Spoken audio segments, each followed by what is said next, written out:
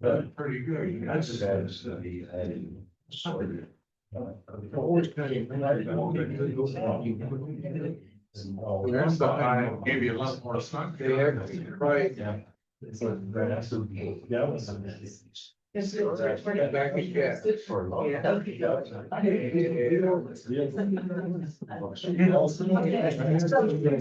Other wells in a 5 mile radius that penetrated the major water bearing zone, the same one as the Capitan wells, and only 3 of them are or were, I don't know what their current status is, active producers, and none of them are downstream of the Capitan wells.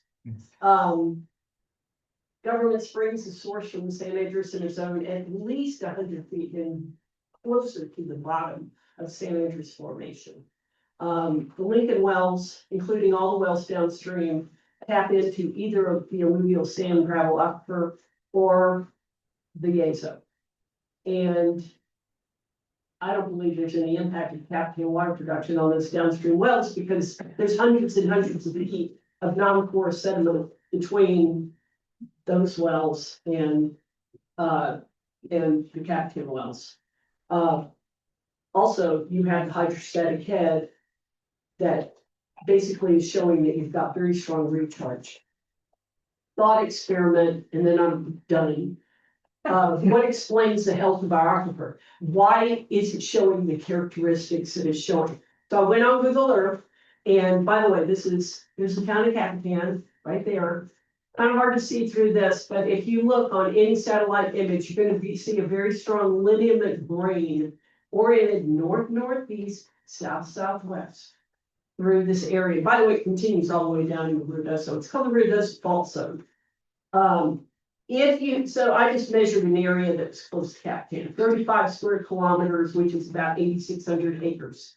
We know we have an average annual precipitation of 17 inches per year. Sometimes more, sometimes less. Let's assume only 3% of that water gets into an aquifer. Okay, and that's, by the way, a very standard number that's used by the USGS in determining water budgets in a lot of studies in the Southwest. Okay, that's a total volume of 12,000 and change acre feet per year. And then 3% of that is about 357 acre feet per year. Can I ask you a question? Yes, we're done. I'm done. Okay. You can ask. Your schedule, your scale ended at 2010. That was 17 inches per year. That's a 15 years from now to then. We have not had a good snow in 15 years. So I would like to know what it is now. I would too. That's 15 years ago. I agree. Okay, I there's a agree. big difference from now. Hold your to there. question. So first of all, that's an excellent point, and I'm done, by the way. This was just a thought experiment. That 17 inches per year is based on many, many decades of measuring rain, okay? Now, does it vary from year to year? Yes. I believe we need to have a proper rain gauge in the Capitan area that's constantly monitored by the USDA. We have the stream gauge on the Rio Bonita that the village of Capitan pays for. It's not a big expense, but we need to have one so that we understand how much water we're getting. Okay, and so that's a problem that needs to be solved. Yes, James. Let me ask something before. Yeah, I mean, Would you mind coming up here? yeah, I'm sorry. I can do that now. I mind that. So we will have That I made when I'm up for, yeah, that way you're not like going like that. Thank you. First off, thanks for the presentation. Of course. Your geology, I don't have much problem with. Hydrology, I have a lot of problems with. That's fine. And when we downstream in the Rio Bonito don't have stream flow all this past year, we know something is wrong. Agreed. no And when our springs are not running, we know something's wrong. And you're saying this water doesn't go that way, and it doesn't, it flows back, and I agree. Yeah. But all of us know that there's cracks and faults all through this mountain country. And some of that water is getting into the Rio Bonita unless it's being pumped up here. I know whenever Capitan thinks we're rich in water, but let me tell you folks, they have 1,190 acre feet of water rights.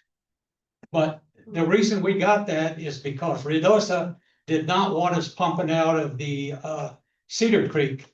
So they gave Eagle Creek, and they gave us all this paper rights. We can't even drill a well in the village of Capitan because there's no good water here. When I say no good water, it's bad. Well, yeah, you'd have to drill a lot Okay. deeper, yeah, to get. Yeah, so deeper. And you know, the last well, the one that's bad, cost $770,000 right down there on BLM.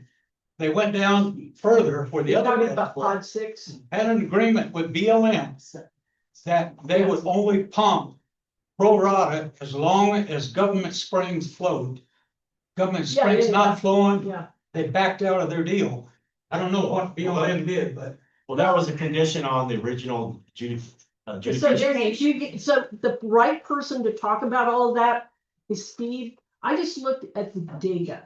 I know that there's a lot of issues with water rights, but I can tell you that if Government Springs, and Government Springs, it's got problems for a lot of reasons, and I don't think we understand them all. But we could shut in those wells that bring water in, and they choke that stuff back. They're not producing all the water they can produce by a long shot. There's no drawdown. If I believe I saw some drawdown from 6,048 to 6,016. there's one well with drawdown, and that's S2, and it was drilled a long time ago, and it stayed almost flat. Now, with a 300-foot water column, and you're coming down maybe 5 or 10 feet over the course of 30 years, that's not impacting your overall head pressure. How come my spring is going dry? We don't understand why your spring is going dry, but it doesn't appear to be impacted. I'm just saying, I'm just looking at the data. I mean, I don't have a dog in the fight. Okay, I got my own well, and I'm not. Well, you I'm kinda not do. at will. You kind of do. No, not really, because we think, here's something, I will stand on this, and I will pound the table on this. For decades, they have said this mountain is one big sponge and everything's connected. Well, folks, it's not all connected. The geology makes a huge difference. And when we draw down in poor aquifers and we have low rainfall, and that's impacting your springs a lot, I believe, is because the springs I've seen a lot of them are in the alluvial gravels.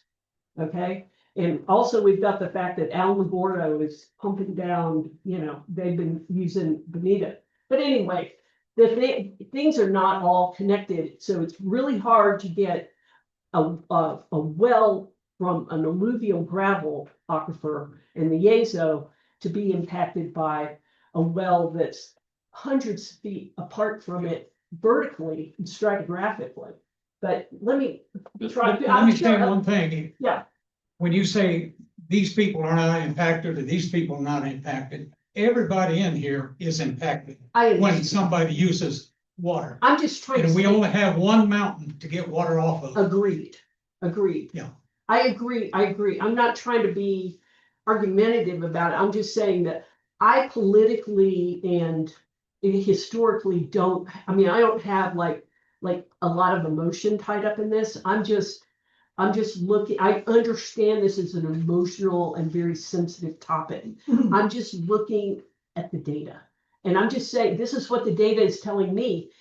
It might tell somebody else something else, but I'm just looking at the actual data. It is emotional. Yeah. But it's financial. When we have to drill wells, Steve, I don't know what the last well, but the next to last well cost $770,000 when I was on a water deal here in Capitan. Was that pod 6? And Pod 6? Yeah. And when you're talking $750 to $1 billion of a well, and Capitan may need another one, right?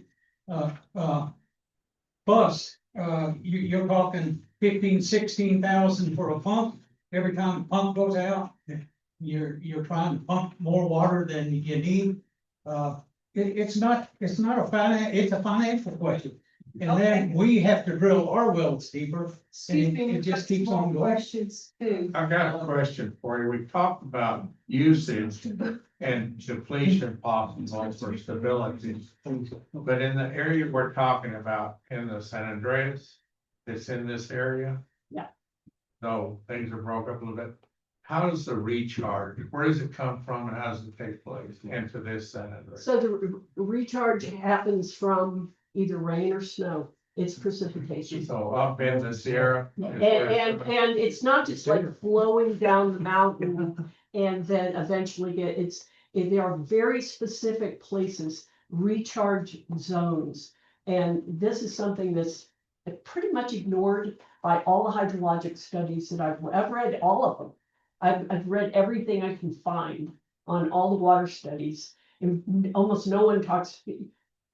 They just don't talk about the recharge zones. But this area, kind of on the west side of Capitan, appears to me to be a recharge zone. It's just, it's you look at satellite image and there's stripes. So There's so that many pin cracks. zone kind of answers my question a little bit. Yeah. In the recharge zone, Yeah. where that kind of is. Yeah. And that recharge is dependent upon moisture. And as we've seen, Yeah. wherever that zone is, I know what affects me on the other side of the mountain, which is here. Yeah. If there's no snow up in the mountain, Well, ours is a different yeah, deal. you've got an alluvium that's part of like these huge alluvial. But here, fields you and- have a yeah. recharge zone, and if that particular zone area or zone areas or Yeah. whatever is not getting enough moisture, then you can start some kind of a problem with your. Yeah, you would see the entire aquifer, the water levels going down over time. Now, there are some there are some studies that show long-term the kind of fluctuations in water levels over time. That was that talk I did a couple of years ago, I think, in Rudoso. And I looked at, that's a big study that had data through 2010. The biggest problem is that the USGS is the agency that does the monitoring of wells and precipitation.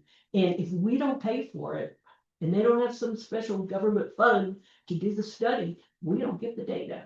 So it's really hard to answer some of the questions without data. Anyway, you've been waiting, I'm sorry. Yeah, this is just information for everybody. My name is Jeff, American Wildfire. And, I've been here 21 years. I measure the rainfall, the Good. snow melt. And so the only year that's been above normal, we have Capitan is 2000. Yeah. Okay, everything else has been at best, if you want to shoot an average of about 11 inches.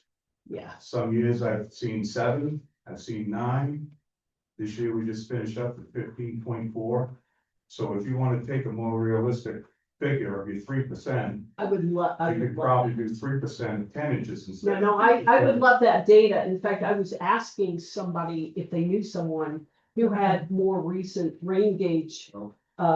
So about 10 or 11, Jeff, if you don't mind, if you can share that, is that, and you're here in Capitan? Yeah, I'm up on West Grand. And that's perfect. To get that kind, because we kind of know that precipitation has been down, but we don't have the numbers. I don't think you have, I'm sorry, Jeff. That's okay. Oh, I'm sorry, Jeff. Yeah, so it, and if you just look around, just, common sense, take a look at what's going on in the vegetation. So, No question. you're losing all your opinion on trees, right? My guess is probably 5-10 years, you won't have opinion on tree left in Lincoln County. That could well be. Well be. I've had The juniper, which is very hardy. Yeah. Is also getting quite dry. Yeah. And so, to me, that's an indication of your groundwater, so forth and so on. Yeah. Yeah, you're right. Let me interrupt you Yes. just for a second. I'm so sorry because I know this is something that is near and dear to all of our hearts, but we're going to run out of recording time. We do have another presentation to offer. Can I get one more question, because this guy's Okay, was, yes. I kind of, we're in a hurry. I kind of disagree with your assumption that because you don't have drawdown, Uh, the aquifer is in good shape. okay, Because in, and you pointed out precipitation data.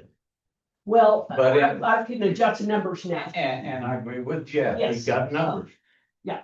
But with the high intensity, short duration storms that we get, most of that goes down the river. Oh, it's all in, down the Gulf of Mexico. And then, the snowpack is what recharges, but it takes a long time. And I think if you base the recharge on drawdown, I'm not basing recharge on drawdown. I'm looking at the just general, we know it's being recharged. We don't know how much. This is a very simple and probably unrealistic model, but I tried to come up with something. Not all of the water is, if you just base recharge on water in the stream, that water's just racing down the hill. A lot of water gets captured in these hollows and places where if you've got fault, I know it's happening, okay, because I'm watching it. Okay, Gavilan Canyon, another perfect example. One of Rudess's municipal wells is right there at the intersection of Warrior Drive and Gavilan Canyon. Massive fault through there. You can see the San Andreas through there. And that's a really good well, by the way. But not all wells are in places where there's good recharge. Anyway, I know Sherry's trying. Yeah. It'll just take 1 second, okay, just 2 seconds, please. So I can tell you that regardless of all this and all that, when you're pumping potable water and giving it to windmills to use, that's ridiculous in the state we live in. And in the water, basin that we have, anything, it doesn't matter whether it's that aquifer, this aquifer, we can't afford it. We cannot afford it. So, and that's a policy issue, and I'm actually like a super anti-windmill person. I'm just looking. Yeah, and I'm not at attacking available you, I'm just data, saying the and like I fact. said, that started and ended within 2 months. I know you know, but if we do this, we're not gonna go in and get to our next presentation. So I do appreciate it very much. Thank you for that. And I'm totally available anytime. Thank you. That would be great. Now, here we have our next presentation, okay? Probably answer a lot more than. Okay. So,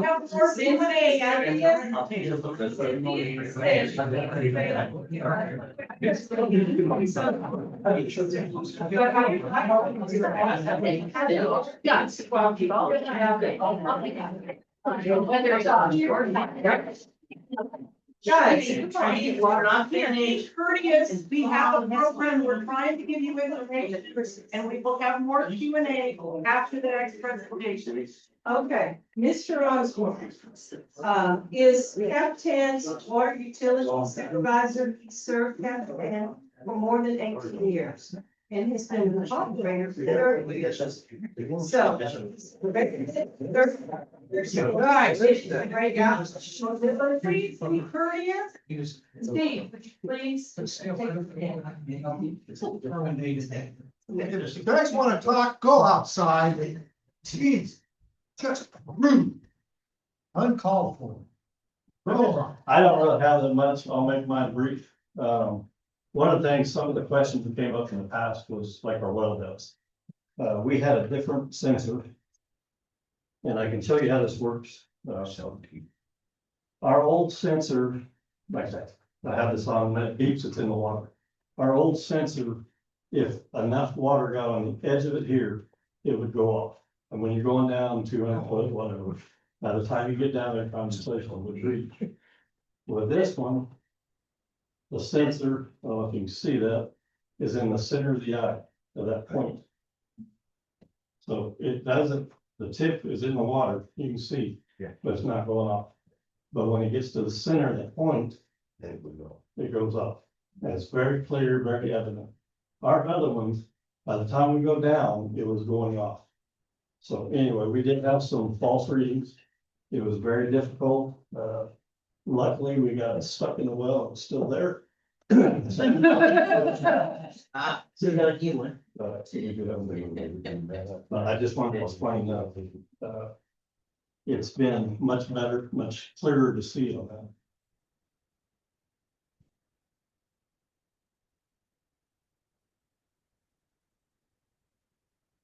And really, I didn't have a lot going on. I didn't want people wanted to know. I do have some of the facts. I provided a lot of the information to Cynthia. What she was looking at, how much we pumped and those kind of.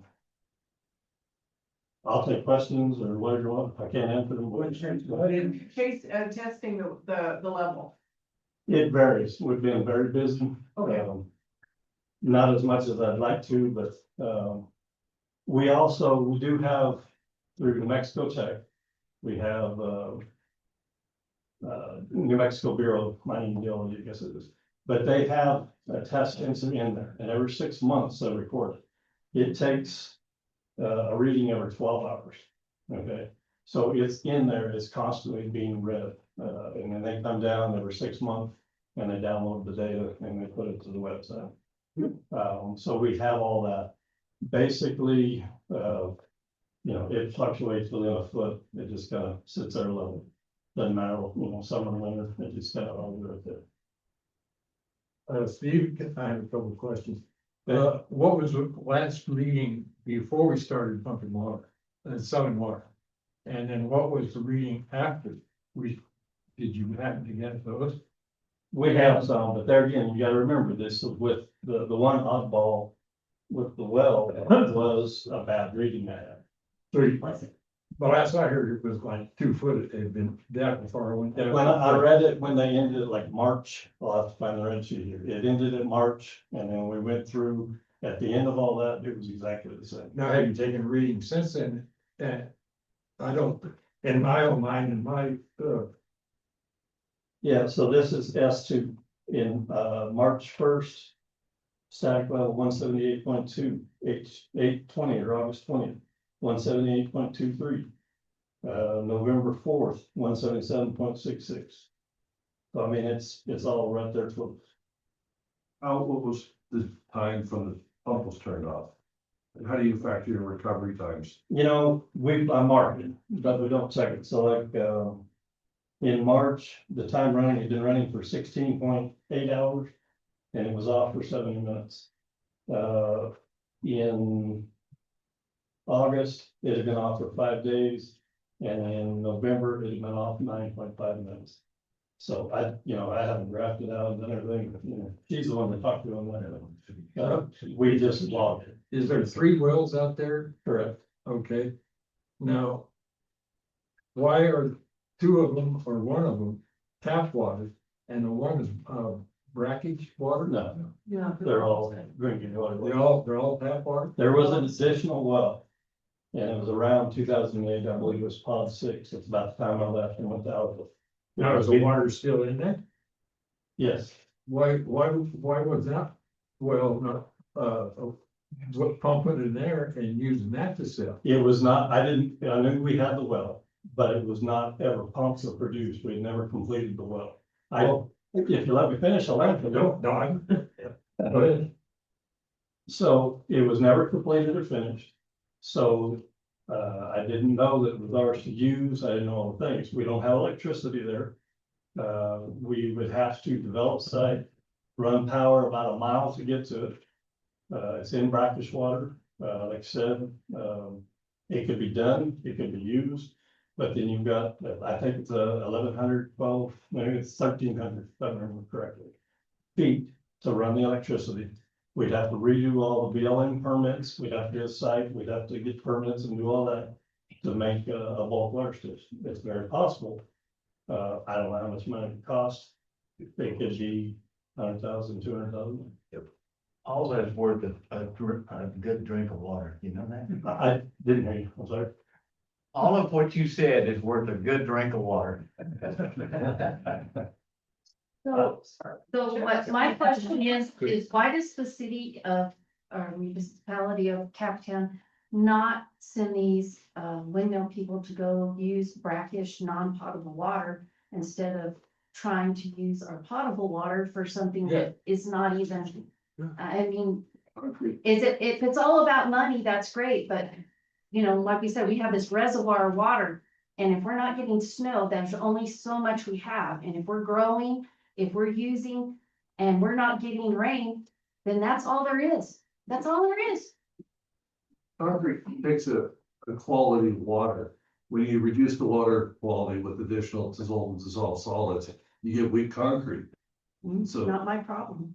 I'm just saying that's how the chemistry works. Steve, Yes. can I ask you on a day, week, month, year basis?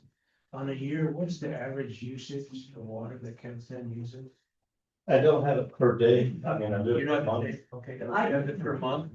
I calculated per day use. On the low end, it's 150,000 gallons per day for however many people. On the high end, it's about 250,000.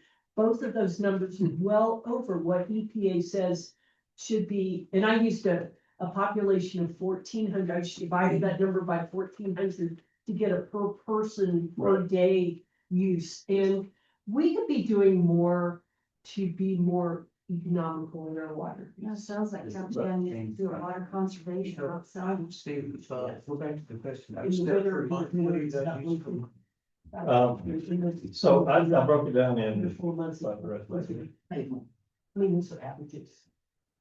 I mean, it varies, there's some month, and this is the high month usage. So we were in January of 25, we used 6.5 million.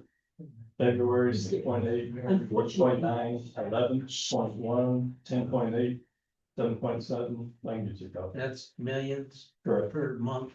correct. Okay, what does it come out a year? Okay, so that was the highest year with all the pumping, so that was, that was the highest year since, I've got it down from 2018. We used. Where am I?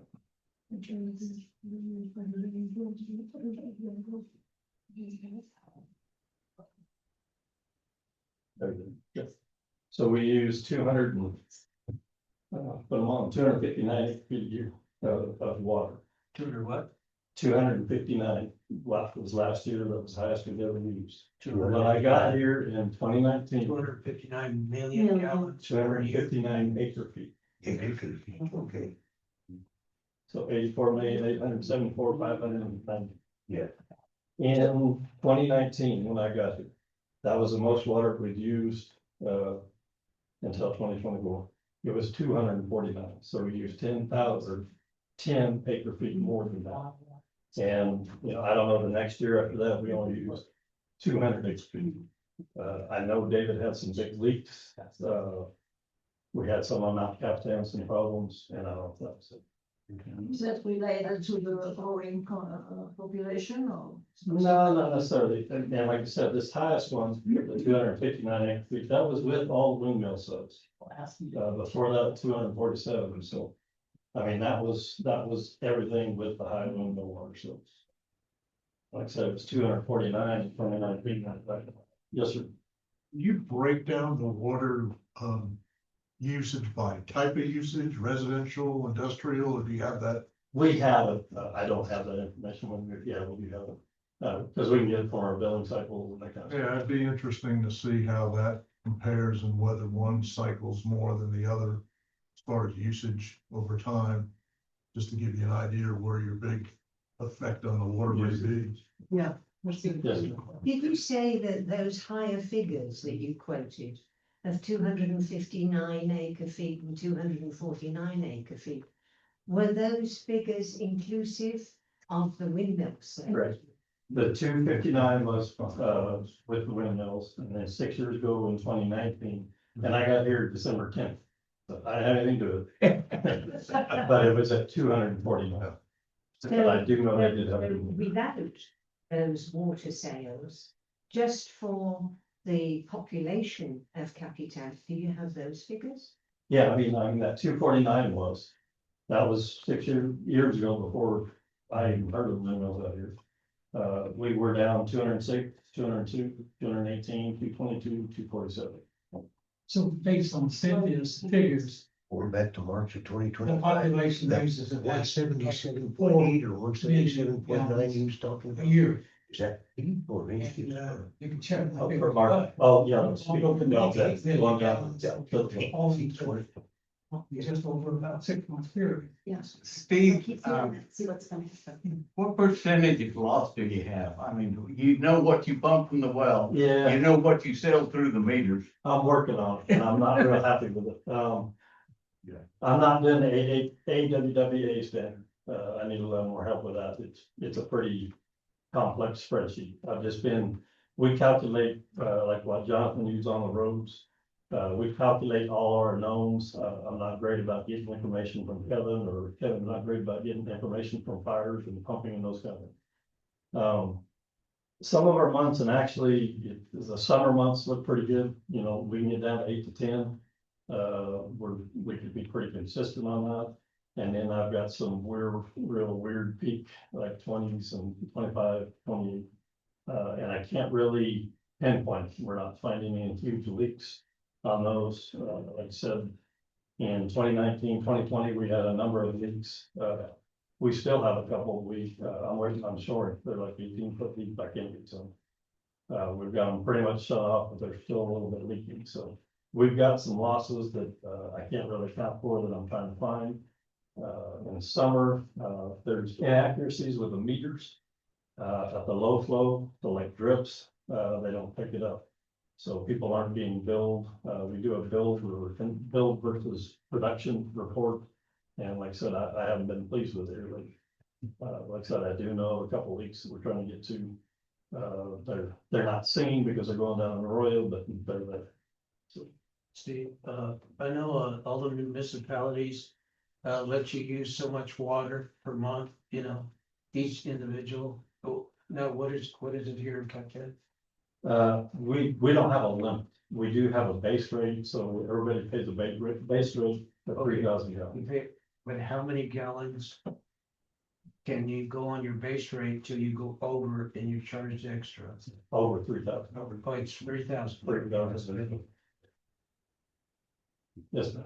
This may be redundant, but do you have a breakdown of the water used residentially and commercially in Capitan compared to what's used by pumping out here?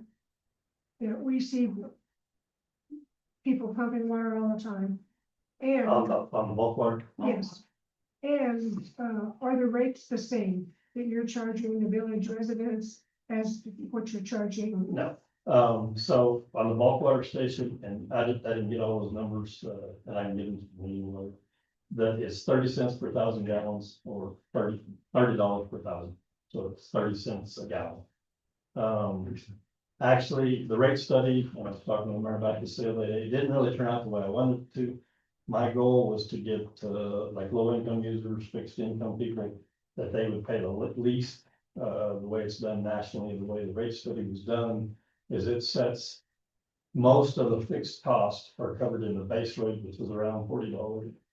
And so if somebody only uses 1,000, 2,000 gallons, they're actually paying a little bit higher. I'd have to figure that out.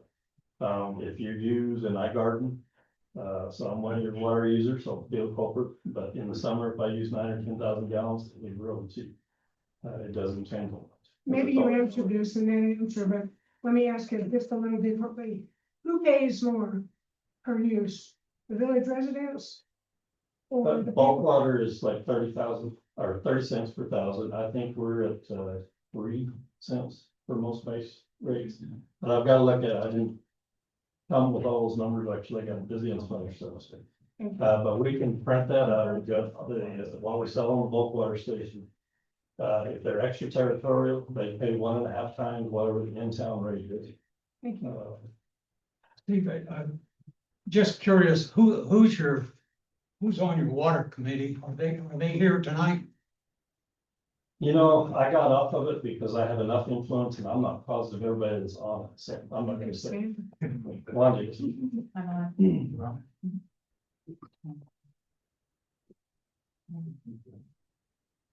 Yes, sir. So how much Do you know, like per user, per meter that you have? And how much, the village sells?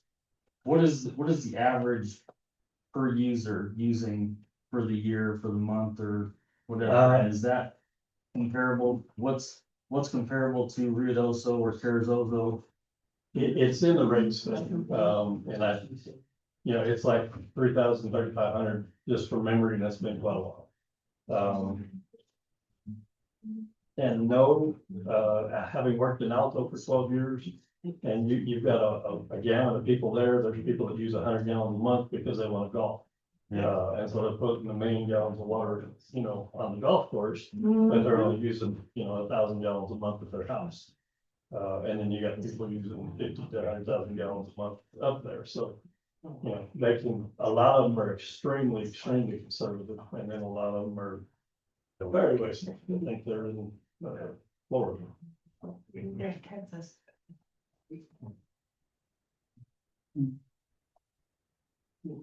I guess the only other thing that I would address on the water rights, I'm not talking about, but we have a stream flow condition, and so during the months of May, June, July, and August, we have certain pumping rights for 2 of our wells. If we don't meet the flow, and we don't most times, we're not allowed to pump based on those water rights. But we do have adjudicated water rights that we can use during that time. So we have 180 point, I can look here, but it's like 180.11 acre feet of water rights that are adjudicated that we can use whenever we want. So during those 4 months, like Cynthia said, unless we're getting monsoons and it's 20 cubic feet per second going down because it's a flood. And actually the first year we got the stream going, we had like a month and a half we got credit for. Whenever we get that completed, 2-3 weeks ago, whatever it was. Yeah. But we did get credit, we can pump whatever we wanted to. One of our wells we pump, every time we pump, it goes against our adjudicated water rights. So we have to be very conservative in the summer. I just keep it during the winter, I keep it fresh. And then we try and pump it mostly in the summer. We have enough time for about 2 more questions, okay? Anybody else? Yeah, go back and sit. Okay, if I could go back to Cynthia. You said about the pretty well, some of the Capitan results, do not show much salt down. Correct. And that's just based on water. Yeah, Right. okay. Right. I think that sort of natural jump assumption would be to say that the fact that the wells are not showing drawdown is due to recharge. Has to be coming from somewhere. Well, it has to be coming from somewhere, yeah, that's right. Yep. But that seems real problematic to me Okay. for a number of reasons. We know there is recharge. But if the wells are a few hundred feet deep, I don't think if it rains today, the water's gonna be down there tomorrow. And we're in the middle of a 25-30 mega drought. Right. And I know it's difficult to tease apart these factors, but it seems to me much more likely that the relative stability of the water levels is not necessarily due to recharge, as we intuitively understand it. What do you think it would be from? There's only one other explanation, and I'm certainly no hydrologist or geologist, but the only explanation is things are connected down there in different ways. And that we don't understand. Well, I have no doubt that that's true. However, you still have to go from high potential to low potential. That's just business. And my suggestion is we really need to really know more about this concept of recharge. I think you agree with that. I do agree with that. We do not understand it. We probably don't completely understand the underlying structure of hydrology. And at some point, we've got to build a model where rate of production and rate of, whether you call it rate of recharge. Somewhere those lines are gonna cross. And I think everybody here is concerned about that. Yeah, and I, Yeah, so I agree, so this is a classic problem that you always see with these, whether you're drilling for water, wood. It's a 10,000 piece jigsaw puzzle. Right, And someone shakes up all those pieces and gives you 100 of them. And asks you to tell them what the whole picture is. Right. Models are only as good as the data that's input absolutely. into them. And we have to use the data that we have. And then we have to recognize where those pieces of data, like, our human minds always want to connect those pieces and see the patterns. Just because of the way the stratigraphy is out there and the lack of faults between, there aren't very many at all between, say, Lincoln and Capitan, and then immediately on the west side of Capitan, you have a zone, and there are hundreds of faults. And they go up to the north. In fact, Indian Gap is part of it. They stretch all the way down to south of Ruidoso. And it's a zone, it's called the Ruidoso Fault Zone. There's lots of igneous dikes. You drive on 380, you see the big old looks like a pipe cutting through things. Water will flow actually along those pipes, if you will. But you're right. There are lots of things we don't know, so we have to kind of figure out what works. Just one word, and I'll let somebody else. Yeah. One is full disclosures. I also live in Lincoln Downstream. Yes. Okay, and the second thing is, what is missing from this concept of recharge is the time dimension. But I think over in no. Yes, and I mean, that's just not. there is a study that gives a clue to that. It's probably in the 5 to 10 year range at the most. And it could be in very late years, it could be quite a bit less. Get with me separately and I'll give you the source for that. It's publicly available. Okay, thank you. Do you think that, Corona, didn't they run out of water? Didn't they have to stop selling? I don't know anything about Corona. I can tell you their aquifers and ours are really. This high. building's in the back of the Yes, sir. location. I was just gonna say your presentation is very good. You know, from a conceptual hydrogeologic standpoint, you put together the basics, the geology, the data you have. But then what you look at next is the data gaps.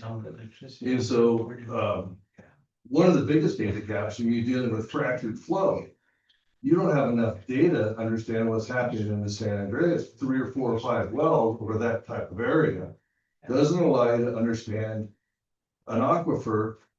When we only have 3 or 4 or 5 data points, we treat it as an isotropic homogeneous system. But in reality, fractured flow can be very anisotropic.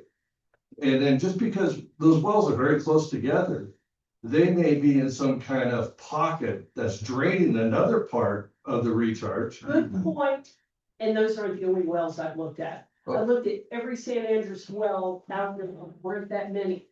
Far south of Ruidoso, there's one at the airport on 220, and there's several to the north of us, close to the base of the Capitan Mountain space. So one of the most interesting things that, you could do next is the cheapest thing is cation anion analysis, do your Piper's dip diagrams. Well, that's been done too. Okay, There are some studies, I couldn't right off the bat, tell you exactly what, but they have done some cation type studies. and they're doing more of them too at New Mexico Tech. Also, I would be interested in age dating the water. And it's associated with that. Yeah, if you can do some age dating on their spring and get what the residence time is. Yeah. I was reading one of the reports on Rattlesnake Springs down in Carlsbad. And they determined that the flow was only the recharge. The residence time of the water discharging at Rattlesnake Spring was only 7 years. That's very I'm long. sorry, we're gonna have to close the discussion right now. I really do appreciate Cynthia dedicating her time, Steve dedicating his, and all of you participating in this. These are the things that We need to be considered as a community so that we can move forward with what's best for Capitan. Thank you very much.